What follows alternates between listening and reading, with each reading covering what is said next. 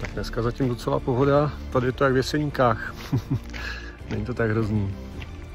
Teď se šlo docela takovýma kořenama dolů, ale jinak docela v klídku, jde se po cestě v zásadě. Takže dneska zatím pohoda.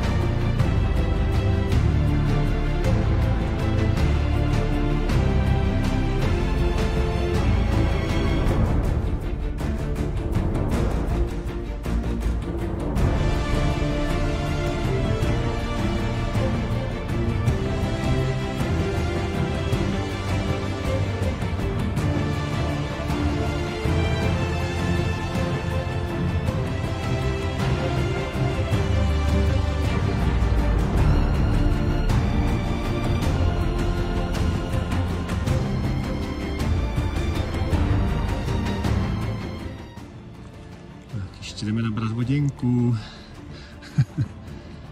Jsme se málo nachodili. Měli no. Tak se jdeme ještě projít. Taková večerní procházka ve dvou.